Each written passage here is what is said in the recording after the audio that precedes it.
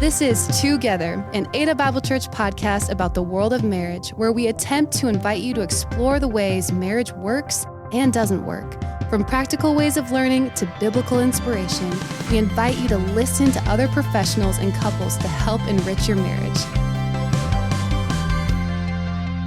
Hey, listeners, we are so glad you are back. We have a very special conversation today.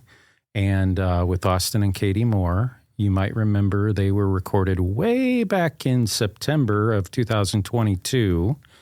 And they shared about how they met, fell in love, all that good stuff. And also a big part of that story was their infertility journey. So Austin and Caiti, before we jump in, welcome to the podcast. Thank you. Thank you. Thanks for having us back. Yeah, we're excited. I think this might be the first welcome back to a couple, if I'm not mistaken. It is. So we're excited that you're stepping into that first. But Kelly and I got to sit down with you the first time. So we're going to get to just pick up where we left off. And what did we talk about last time? So I think we talked about your love story, like how you found your way to one another. I remember just learning the beautiful ways you complement one another, and then how God met you in some significant ways on your journey with infertility. Thank you again for inviting us into that part of your story. It was compelling, the way God met you, the way you encouraged one another. And then at the very end, we talked about how you were just stepping into the journey toward adoption. And so now you are adopted parents. And so you've done a lot of living since then. So we're going to catch up a bit and kind of step into that part of your story. Kelly's going to invite you to just kind of pick up there, kind of in between all that, what that happened. But, you know, Caiti, I stumbled upon a social media post that you did after we recorded. Can you believe that was almost 2 years ago? I know, that is wild. Yeah, that seems crazy to me. But. And you shared that you had just received your 48th negative pregnancy test. And I thought, I really stepped away like, these Moores are just strong in the Lord. You know, and you could learn so much about your journey with Jesus. And I thought, and it's still really, really hard. You know, and I just really appreciated the way you expressed that, right? Jesus in the hard places. So thank you for the way you let God use you for that first episode to help people look in his direction. And that's our hope for this episode too. And so for I think something that'll be really helpful for our listeners is to know, like, what was that journey like? Because it's pre-adoption, adoption, and then today, having two beautiful little boys. So kind of like, Caiti, maybe you start because, like, what was the first step of going towards adoption? Yeah, so we talked about adoption when we were dating even, and I can remember that conversation for me was make or break, and come to find out for him, he was like, yeah, same. Like, we both wanted to adopt long before we were ever married. God had put that on both of our hearts, which was really beautiful when we came together and we're like, oh, same, cool, dude. Like, this will work out. I would think that that's rather unusual, that was a make or break thing for both of you in the person that you would date. Like, hey, if they're not like open to adoption, they might not be a candidate. Yeah. Wow. Well, and just to interject, I think, adoption was something I was passionate about because my dad is actually adopted. And so that's just a beautiful part of our family story. And so just seeing that through my dad, through my grandparents, and that was just a really special part of my, it is a special part of my life. And so it's just been something that I've been passionate about. And especially so when we met and started talking about it. So. Yeah. So we just always make sure that it's clear, like, this was never a plan B, and that's okay that it is for some people. I know some people, get into a place of fertility or infertility struggles and decide like, hey, actually, this could be a really cool route for our family. But for us, it was always a part of the plan. Our timeline was just changed by the Lord, and that's okay. Like, he knows better than we do. So we initially, I think, just we're kind of like, one of us started the conversation, like, where are we at with adoption? Like, it's been, I think, 4 years is where we were at that point. And just kind of like, we want to do this. Why would we wait any longer? So really, it really wasn't like a long, like, conversation. I think we're just like, yep, we're ready. So we, again, the Lord just, the way he orchestrated it all, we had some friends who were, had just started their adoption process. So I just like texted her and we got coffee and I asked basically like, okay, what agency are you using? I just found the agencies we didn't want to use and that was just our preference. And so I was like, who are you using? I didn't know you could use an agency out of state. So that was new information. She told me all about home study stuff. And so we literally just copy and pasted basically like their agency. That's a nice study. friend. I trust her. Yeah. And I was like, the way that she explained it, I think we looked at like maybe 2 other ones. But truly we were like, this agency is incredible. We love how they take care of birth moms and how they educate, and the pre-post and during, care that they have for birth moms is just amazing. So anyways, lined up with our values. I could go into why they're so great, but, so we started that in August of 2022. Yeah. So like right around that time that we were recording this podcast, which is absolutely so cool. I don't know. It's cool. So, well, let me ask Austin a question. Yeah, how, sure. like you learned about the process, how long did you think it might take you to cover the ground you needed to take to be ready? To have checked all the boxes and taken all the steps. Yeah. I think we entered into the conversation prepared for it to take a long time. I mean, potentially years, just as we navigated the financial end of things and then the legal side of things. And so there's definitely, we look back at it now, of course, and it's easy to realize, man, we had no idea what we were getting into. I think it was so abundantly clear that the Lord put that on our hearts to pursue it, which was just really beautiful. But as far as things that needed to happen, we had no idea, and we just knew it could be years before we, Lord willing, had a child on the other end of it. So, but yeah. So now one of the beautiful things for me to see from a distance, because Caiti and I are friends on Instagram, and community is a major part of your adoption story. And I remember all of those posts that you would make and and telling your story and really connecting. Talk, Caiti, a little bit more about that, how community was really important to this for you and Austin.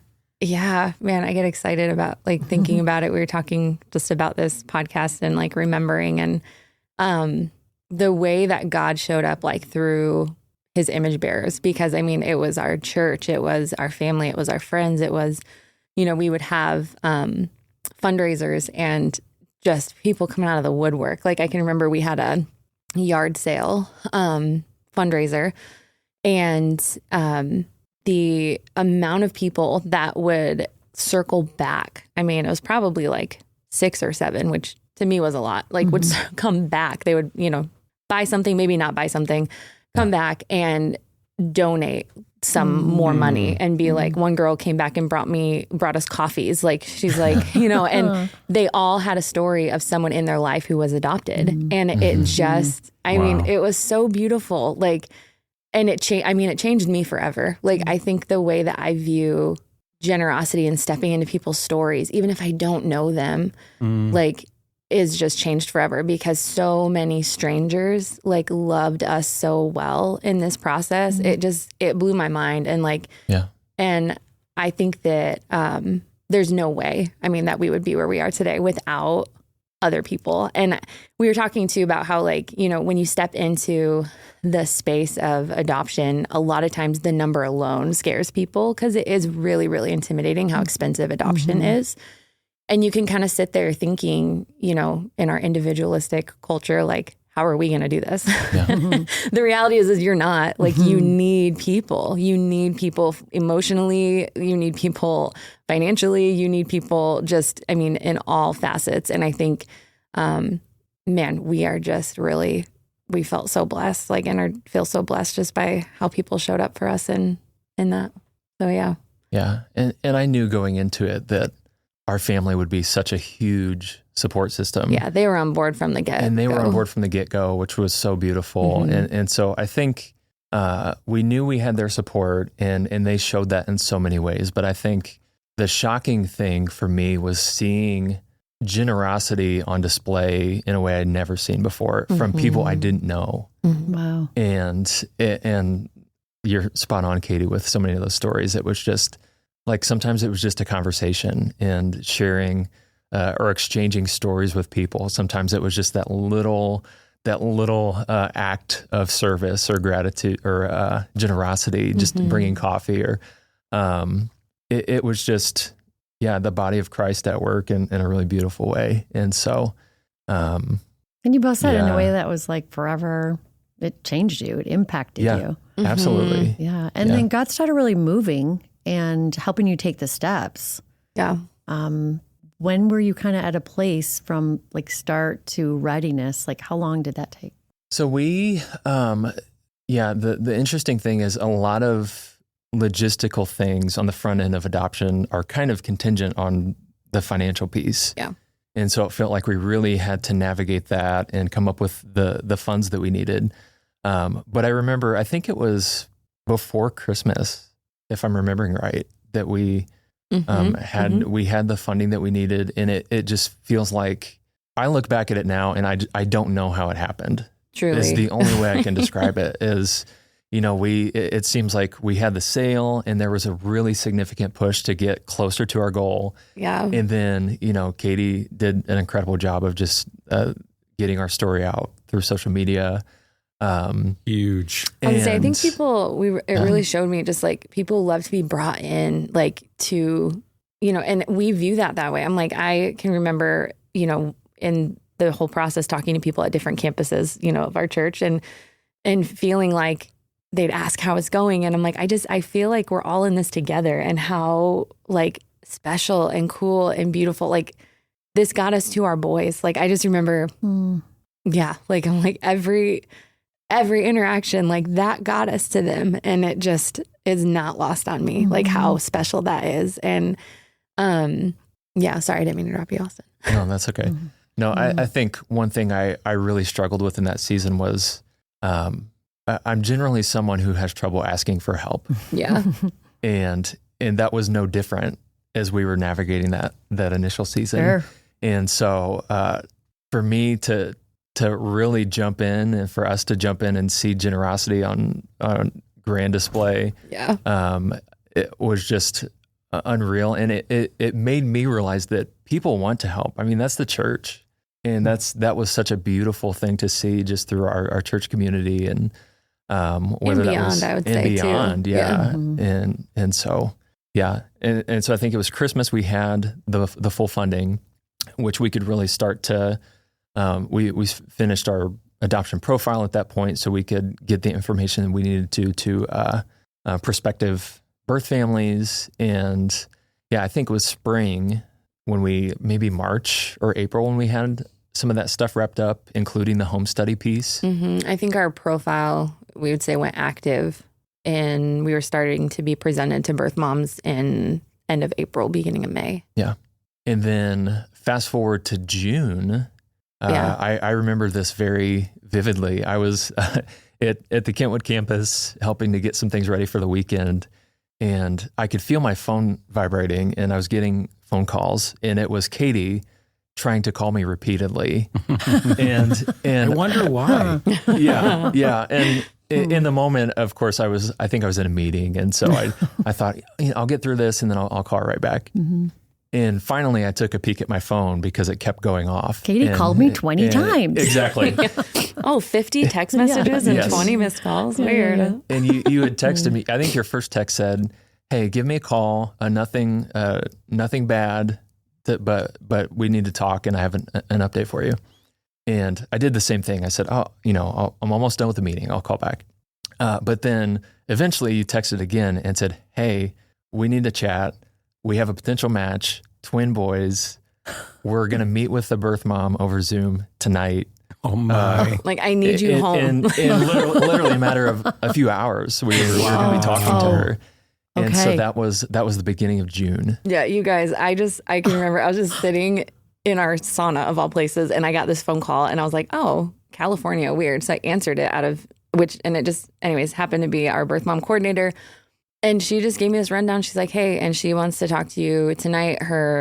She's due in August with twin boys. And just cool, like, God moment. Like, I don't know why, other than the Holy Spirit maybe, but back in the fall and winter, I had told Austin, I go, something's going to happen in August. I just feel like something's going to happen in August.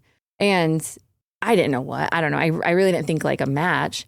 And then another thing is we'd kind of always just prayed for twin boys. Like we wanted that. I don't know. Like Austin's a twin and we just think it's really special, like little boys. And anyway, so that's kind of two things we just kind of held close, to our hearts. And then, I mean, they were born July 31st, so I was a little off. But, but yeah, I mean, when she on the phone was like, they're due in August, twin boys, I just sat in silence when I got off the phone for probably a good 30 minutes. And then I was like, oh shoot, it's like 3:00 in the afternoon. Austin needs to get home because we're talking to her at like 6. Yeah.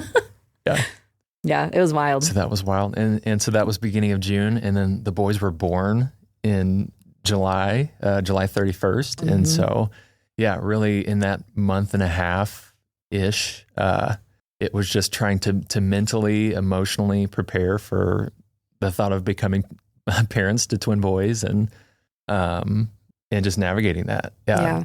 And so it was a whirlwind of emotions for sure. Yeah.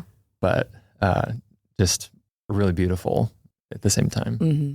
And so you knew kind of at the end of that Zoom call it was a while after that Zoom call that this is a match and they would love for you to be the adoptive parents of these little ones? It was a while. Okay, so a little waiting. Yeah. We were familiar with it, but it was a different kind of waiting for sure. Yeah. It was a very interesting month and a half, but we basically knew that she was talking to like 2 or 3 other families. And I don't think we heard from her for like 2 weeks or like from our agency. Yeah, it was a few weeks. Yeah. And they kind of thought like maybe she's going to parent, like we just didn't hear anything. So then came back, she wanted to meet with us again.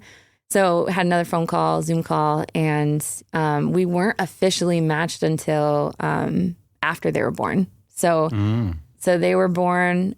She was very gracious to text us the picture that night. They were born on a Monday night.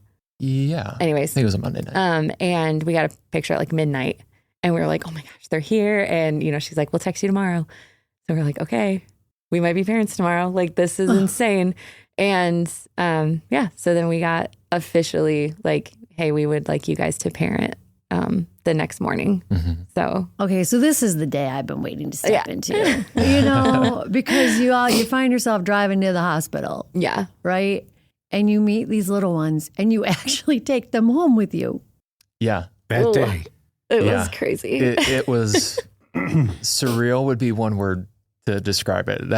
That's the first word that comes to mind. And even I just remember that morning gearing up and we're putting 2 car seats in the back of our car. And I wish the listeners were here and could see the tears, right at the surface. Yeah. Yeah. And it was, as you would imagine, just a strange cocktail of emotions, just trying to navigate obviously the joy, and we were very expectant and just getting to meet them and be with them.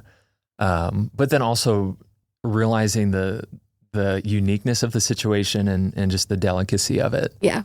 And so I just remember driving over and talking, like having conversations and praying. And as Caiti mentioned, we weren't even 100% sure at that point that even if we took them home, that we would get to be their parents. Yeah. Sure. For the long term. Yeah. So with adoption, I mean, there's a lot of like legal, deadlines you kind of have to get through and walk through, I should say, with the birth family. And so there's like just always like a little bit in the back of your head of like, okay, we'll just, I don't know. I mean, I don't feel like we were like, oh, let's play it safe and like, we'll see. It was definitely just like, okay, it's back there. But like, and this, we recognize too that, and Rachel, I share this with you, like, this isn't just our story. Like, this is our boys' story. This is their birth family story. And so we want to honor that and protect, a lot of the details in that, just because it's not ours to share alone. But, just as a general rule, if anyone listening is interested in adoption, I mean, it's the best. Like, yes, we're advocates of it. Yeah. But yeah, there's a lot of just nuances in it. I mean, every case is different. Every family's different. I'm seeing other friends walk through it now and it looks completely different, So, but yeah, I think for us, we got to the hospital and for our scenario, there was still just a lot of unknowns, but I think I'm so thankful. I mean, that I had Austin through that because there were just moments that were like, what is happening? Like, are we doing this right? Like just trying to be available, flexible, but I will share there was a space that we got to enter into with their birth mom that was I feel like it was like so sacred. It felt like holy ground. Like we walked in and we got to meet her and she just came up and hugged me. Like we'd not met her in person yet. And the boys were in the room and oh man, it was just so beautiful. I don't know. And then we got to spend like 3 hours with her just talking and getting to know her and their family like story. And that was really, really special. Like it was so special. And man, she's just like, birth moms are so strong. Like the selflessness and love and strength that they carry, like to go through something like trusting your children to someone else to parent is one of the greatest displays of love that I've ever seen. And I mean, also with just so much grief, so yeah, it's a beautiful, hard, complex thing, adoption. Like beautiful, hard. Yeah, we've heard it described, and I think it's more than accurate as, that day when you pick them up from the hospital as a wedding, a funeral, and a birthday. And I think anybody listening, or we would all agree that it'd be weird if you did celebrate all three of those things in the same room. But that's what it is. And so it's this like concoction of holding joy and sorrow and grief and loss and union and, Well, let's jump in there a little bit more. I heard you say this earlier, Austin, as well, that it's like a birthday and it's like a wedding and it's like a funeral. How so? Yeah, I mean, it felt very accurate to us in the sense that obviously it was celebrating the boys and being with them and celebrating just like new life and holding them, and then transition to the wedding piece, right? It's the beginning of a new family in that sense. And then with a funeral, I mean, there's grieving involved too with the adoption process. And so I think part of the, certainly the beauty, but the challenge of it was just how do you hold all those emotions in tandem? Sure. 'Cause I think, we would both agree that there was an overwhelming sense of joy going into that day. And we felt that throughout, but also just, being in that room and understanding, what mom was going through and like the weight and of just it. The weight of that was something that we really wanted to be intentional with and just give weight to that. Yeah. And I would say in the midst of it all, there was peace, and like, for all parties, which was really special. And just some of the things that, that I think were shared that just reiterated how much peace their birth mom felt too was really encouraging. So, wow. Yeah. You guys are really blowing me away and telling this story and just, all these, the thing I love about this episode is I know you guys are speaking to people who are in that infertility journey, thinking of adoption. And there's just so much stuff that you're sharing that maybe some people just aren't cognizant of this, what we're talking about now. After you adopted the little guys, talk about that process and the bumps in the road and the smooth parts of the road. What was that like? Yeah, I think the first thing that comes to mind is, and maybe this is a new thing for a lot of people, because it was new for us, is just recognizing that babies, even newborn babies, grieve. It can experience grieving. And so for us, those first few days, I could remember this. I always will, but I'm even recalling the first night, just being at home with the boys and thinking, I love you already. And there's there's a profound sense of love that I have for these boys that I can't explain. But I also look at these boys and I don't know them yet. And they don't know me. And so as new parents, as new adoptive parents, how do we love them and bond with them and really allow them to assimilate and become a part of our family? And so we could see in just really tangible ways how they were grieving. And so sometimes that was just in the form of crying and expressing in a way that we couldn't help it. We couldn't explain it. You know, it wasn't necessarily a hunger cry or a I need a new diaper cry. It was just different. Like there are times where we could comfort them, and then there are just times where it just felt like you couldn't. It's hard to explain. Almost. Yeah, because I know that, babies are that way. Like at times, newborns, it's like sometimes they're just going to cry. But like it just felt different. And there were certain things that, we walked through that we could see kind of stirred up that in them more than others. And yeah. Yeah. And so we definitely, that was a huge part of it. But I think too, is they started to grow as time went on a little bit, as we got through this first couple months. It was huge for us to get to a point where we could see that they recognized our voices. That was sweet. And I think for us in navigating the grief, that was almost a sign for us that bonding is happening. We are connecting with them. We are growing with them. And so that was huge. Oh yeah, it was just was seeing that. About stuff. how long, Austin, after you had them, did you begin to sense that bonding?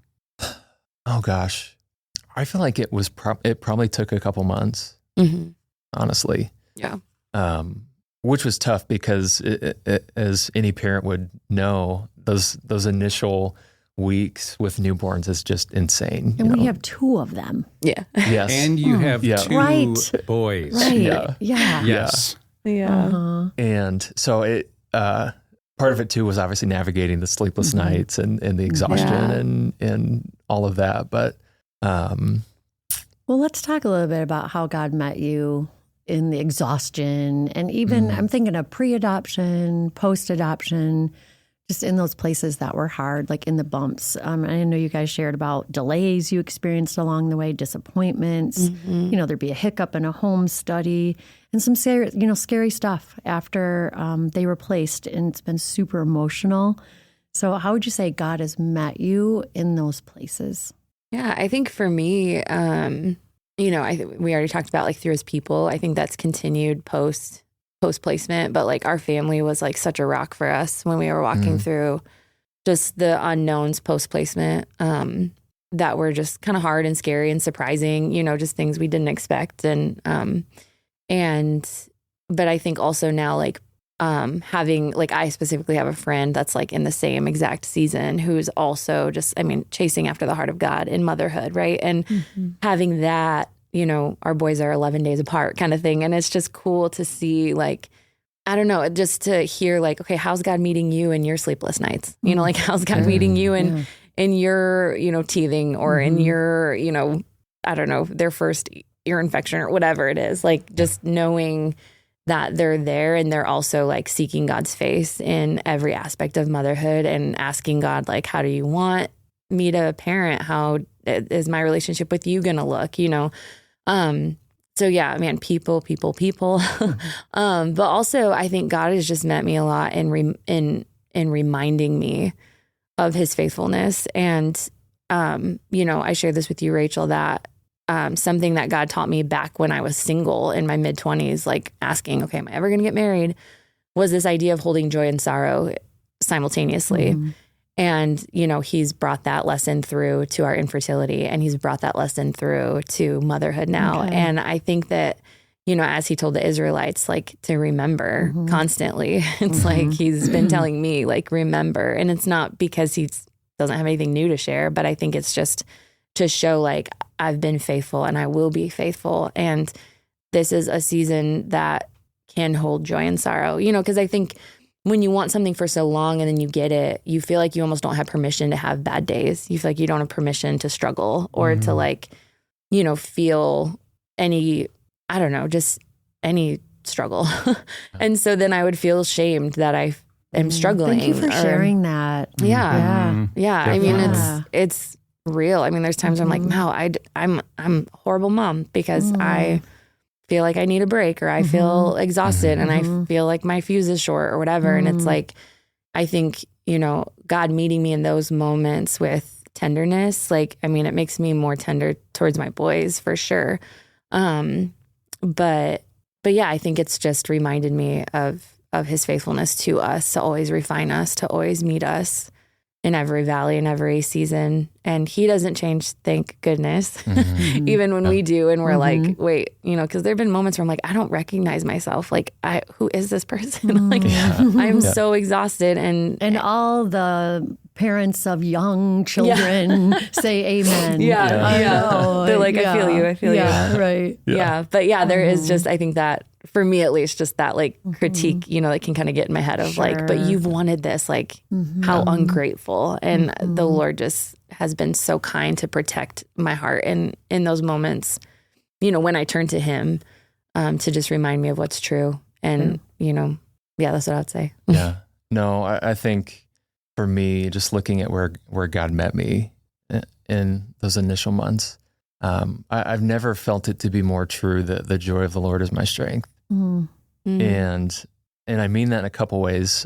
One is actual strength, because I certainly wasn't getting any strength from sleep and adequate rest. And so I think I genuinely look back at those first weeks, especially, and think, man, I don't know what sustained me.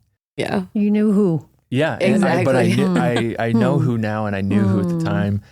And like Caiti mentioned, I think God did that for sure through people, through his church, through our family. My sister-in-law making us food so we would eat. Yeah, it was just little things, right? Yeah. Our sister-in-law bringing food over and just making a meal, and we had other people make meals too, and it was just such a gift.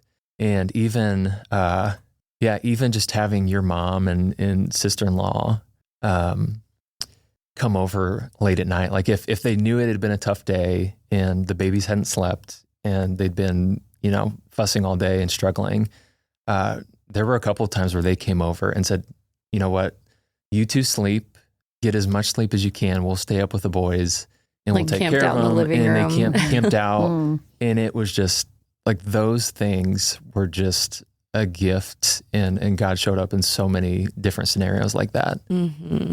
Well, you speak of the being tired and people showing up and letting you sleep and things. And I said, how is being tired a lot affecting your relationship, right? Your marriage, your dynamic, I bet you have shorter fuses than you used to have. And you said some kind of neat things, Caiti. Tell us about that. Yeah, I would say I've gotten a little spicier with lack of sleep. Oh boy. I feel like Austin is, his short fuse shows up in different ways. I would say it's maybe not a short fuse like mine. But yeah, I think, it's, in my opinion, it's actually, there's obviously been very human moments where it's like, oh gosh, like, yeah, that was my bad. Like that was, I didn't need to bite your head off over, you leaving your clothes on your side of the bed or, whatever, like the silly things that you decide to kind of freak out about, that really don't matter. But, I feel like the kind of plus side of it is I think it's taught us how to fight better, if that makes sense. Like I was telling you, Rachel, like we only have so much time, and that's so clear as, parents to twin boys that are 7 months old. And I think I'm like, we've gotten really good at like kind of getting to the heart of it. But it's not come without kind of the bumps along the way, because, I typically, Austin, you can correct me, but like I feel like I'm typically a pretty like emotionally present person. I love going to the heart conversations with people and talking about the emotions and giving like space for that and to process it. And the other night we were talking and he's like, I just feel like, you are giving me a lot of tough love lately. I was like, yeah, Yeah. I think that's all I got. Like my emotional capacity just feels very dwindled these days. I don't know. Yeah. In that, just inviting people into that conversation, I think it was just an honest acknowledgement that we have not been emotionally available to each other as at much all. as we. And more tensions. Yeah. Yes. Yeah. And so even thinking back to that, it was like there's a lot of spiciness. There's a lot of like tough love coming across the table. And honestly, I need that. So keep it coming. But there are also times where I just need to like sit in the emotion. Yeah. And that's what I felt like I couldn't give. So I think that there's been those moments of like, okay, like, I'm not really, I don't know, being emotionally present to you. Because either I'm tired or it was a rough day, or, we've had to walk through the whole, like, I'm choosing to be a stay-home mom and I love it. But there are days where I'm like, man, must be nice to like go do adult things. Like, I don't know, you have those moments. And I think just navigating those with grace of being like, no, I love what you do. And I love that you support our family in the way that you do. And I love what I get to do. But just also giving space for like, we both can have hard days and it looks different and that's okay. Well, I want to put Kelly on the spot because you're like, we're learning how to fight well. Yeah, well, I have an encouragement for you guys. Healthy company. So I have a question. And the question is, up to this point, probably not, but I'm going to ask it. Has Caiti and Austin been away for a night without Silas and Ezra? Mm-mm. Okay. In the next 6 to 9 months, Austin and Caiti need to get away. Yeah. Just to be a couple. Right. Yeah. Nana, are you listening? Yes.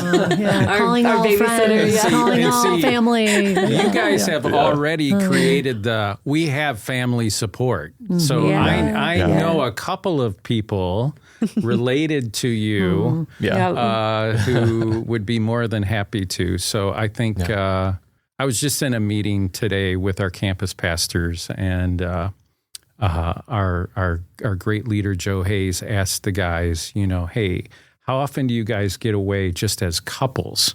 And I do. And I'm so glad Joe asked that, because that is so important to a marriage, especially when you have children. Yeah. And that's my encouragement. Not a challenge, an encouragement to you. I received that. I did too. I mean, we were saying that the other night, like we've had one date night and it was kind of like this is good that we're recognizing this, because it was our anniversary in November.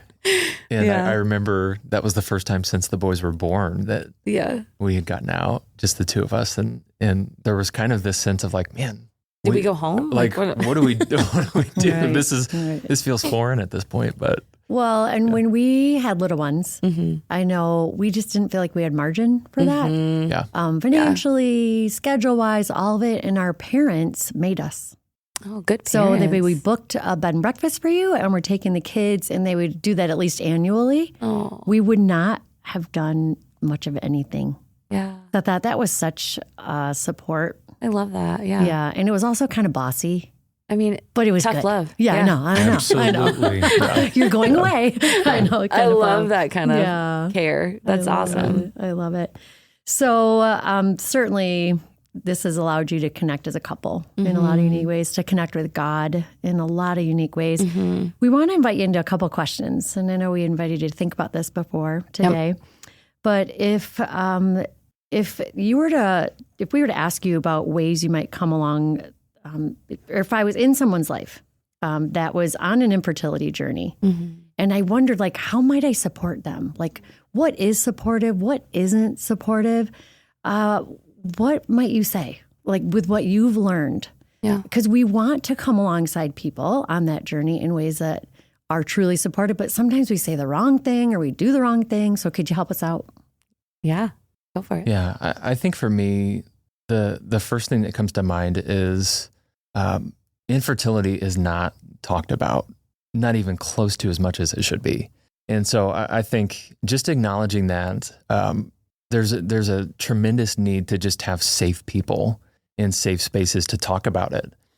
And, for people that are walking through it, I think there's a tremendous amount of confusion and disappointment, and maybe there's shame, there's grief in that even. Sure. And so there's a lot in there. And so to have those people in your life that are walking with you in that is huge. But I think sometimes when we walk with people through tough seasons, and I'm guilty of this for sure, but I'm so solutions focused. Yeah. And so I think it's easy for me to jump into those conversations and think, man, what can I say that will be helpful? What can I say that will offer a solution? And there have been so many times in our journey where that's just not what we've needed necessarily. Have you tried this? Have you thought about? Yeah. Exactly. And you know, Or I know someone who went through. Okay. Yeah, Okay. yeah. And I think of that moment that you shared, Rachel, after the 48th negative pregnancy test, and just the wave of disappointment and grief that comes with that, and just hits you like a ton of bricks.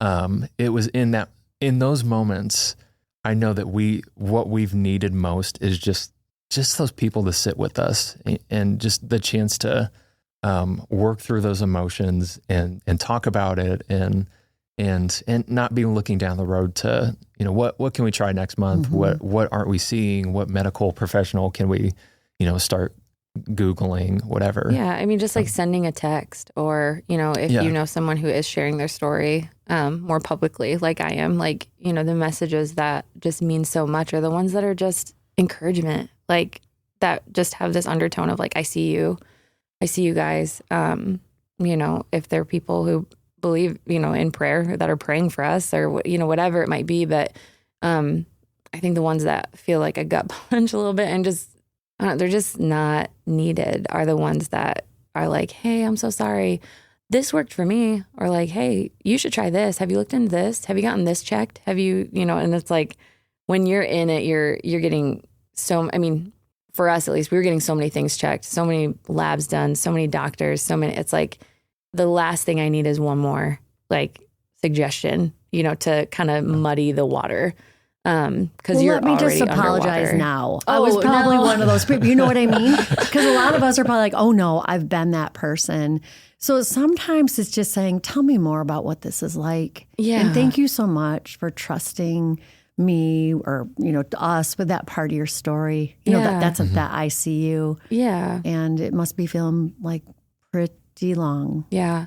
Yeah. And I think too, like, you know, Austin, what you're saying, like, I think they come from such a place of like, even the solutions folk, you know, it's like, it comes from, I want to help. Like, I want to help you. How can I be a help? Well, maybe I have a solution, you know, but I think sometimes it can also come from a place of we're afraid to be uncomfortable. Like, we don't know what to say. And so we kind of shy away from feeling awkward or uncomfortable. You know, so to me, I'm like, I've never held it against anybody. So no, of course, like, you know, it's like, I get, you know, I've comes from a good place. I know I've said things, you know, to people going through other hard seasons that I'm like, ooh, looking back, maybe you didn't need that. Like maybe you know, needed me to come alongside you in a different way. But, you know, I pray that they just felt my heart, which was to care and to love. And, but yeah, I think, you know, Austin, I want to bounce back to you if you have more things to say, but I would encourage people, just practically speaking, like, you know, I talk a lot about, well, I shouldn't say I talk about, in my circles, I talk a lot about like, you know, if you have a friend walking through it and you're in the season of growing your family, like asking them, like, how would you like me to tell you when we're pregnant? Or, you know, because I have a very specific way I would like to be told. Could you tell it's just for you? Yeah, for me, it would be a text. Okay.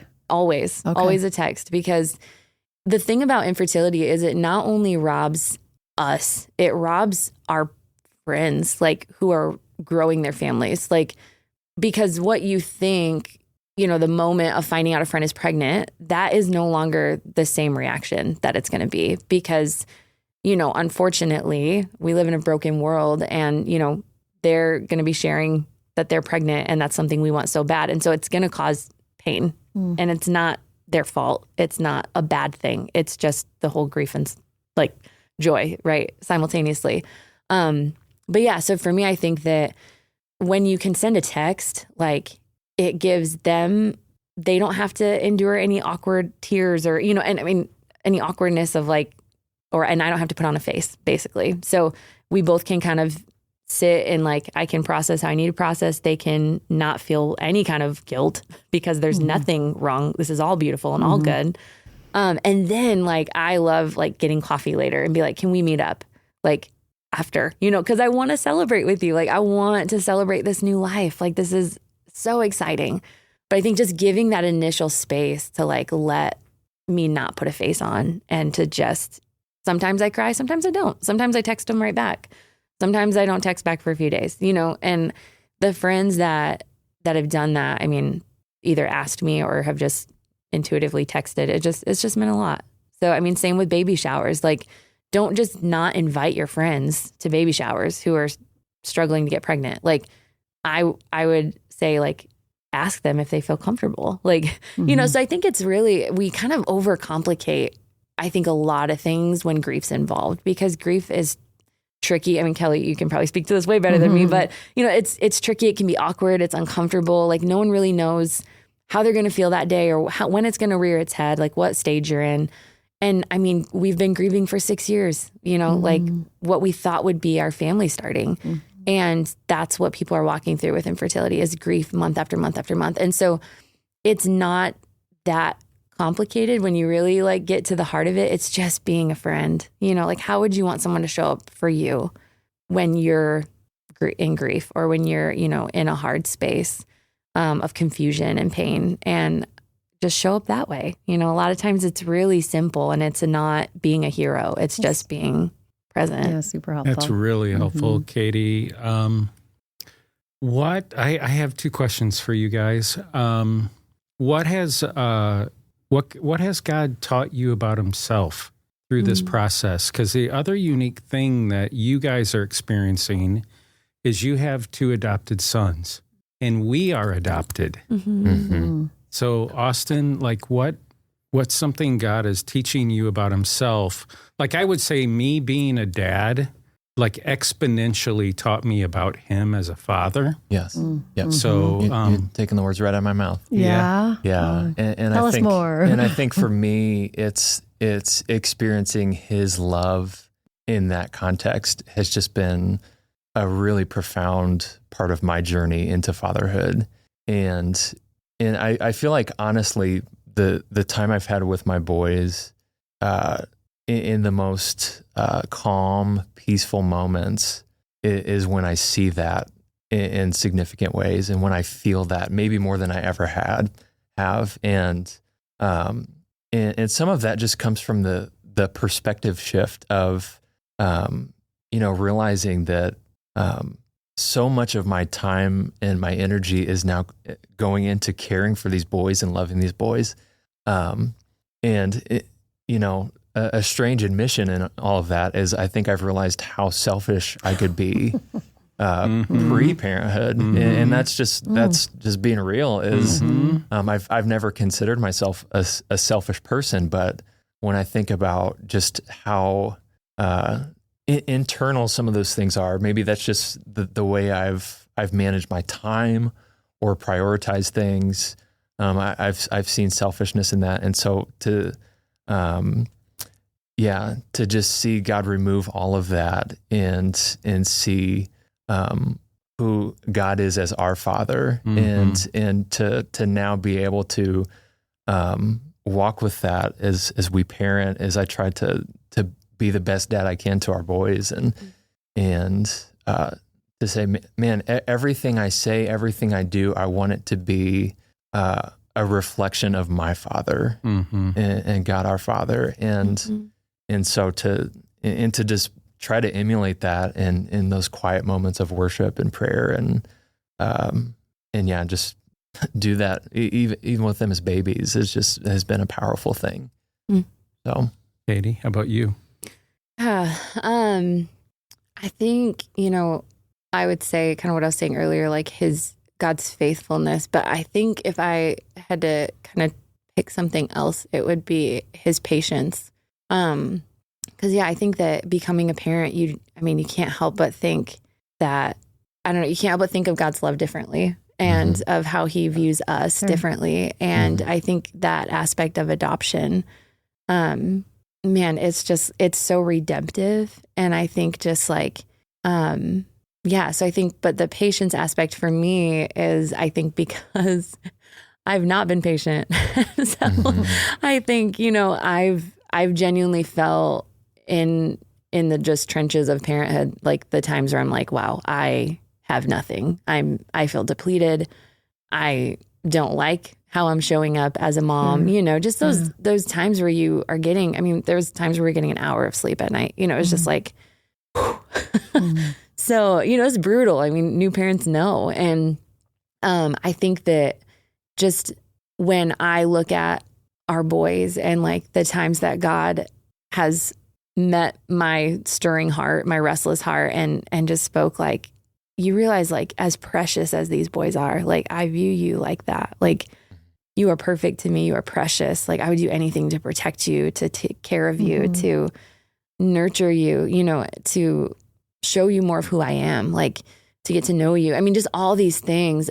But it's so patient. Like, I don't know why patience is like the word that's coming to mind, but you probably describe that in other things, like just love and compassionate. But I think just how patient of a father he is with us. Like, the times that I might get frustrated in parenthood, I think about, like, how many times has God been frustrated with, could have been frustrated with me. It's like, I fail. These boys are actually perfect. I'm not, and I failed. It's like, and just how God is so patient to meet us in our imperfection and to love us there and to redeem, to grow, to restore. Strengthen. He's just so good. So, I think his heart, his heart of a father is, even as a mother, I'm like, wow, like, it just expands on every facet of parenting, like his tenderness, his We're just grace. seeing all of those qualities and characteristics of God, and just seeing the beauty to what you were mentioning, Kelly, of how we are reminded daily of how much God has blessed us through adoption, but how much more beautiful is it that that's part of all of our stories. Yeah. And so I think that's just been a really sweet, a sweet thing to just sit in and celebrate. Yeah. Wow. Yeah.